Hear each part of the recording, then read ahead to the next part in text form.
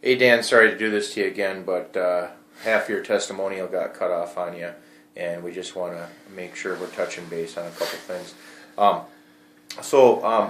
While training here, you've done seminars with, and we have Hoist Gracie and Rodrigo Gracie come in, and for those of you that don't know Hoist Gracie, his family actually started the Ultimate Fighting, the UFC, and in America it was around, but they kind of kicked it off, and as soon as they implemented a lot of rules, Hoist and his family, or his brother Horian, they sold it to a different group. Well, now it's morphed into something else. But Hoist and Rodrigo come up multiple times per year. Ricardo Laborio has also been up here. Can you just tell us what it's like training with them, and how that helps you with your jiu-jitsu, which then in turn helps you with your law enforcement career? I would say the training is overwhelming just because there's so much they cover, but it's all basics. It's all kind of the bread and butter of what makes jiu-jitsu work.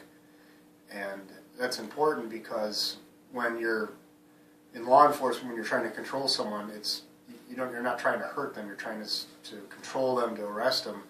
So the bread and butter stuff works because you're using minimal force on somebody, and you're not exerting more energy than they are. They're maybe struggling against you, but you're controlling them. And the basics of jiu-jitsu is based on that. It's all built on controlling someone and using maximum leverage.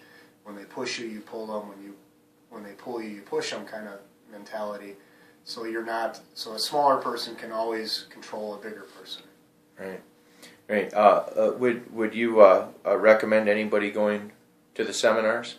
Yeah, absolutely. I think if you're a first day, or if you've been doing it for 10 years, I think you come away with a tremendous amount of knowledge and skill, and just so many little nuances that you didn't think about or that you can incorporate. Yeah, I find that with my training with them too.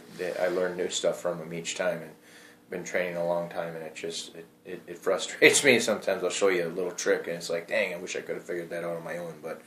But anyway, we want to thank you for keeping us safe, and thank you for your service, and apologize on making you do this again, because your last one got halfway cut off. I'm still a little slow with these phones, so thank you again, Dan. Thanks. All right.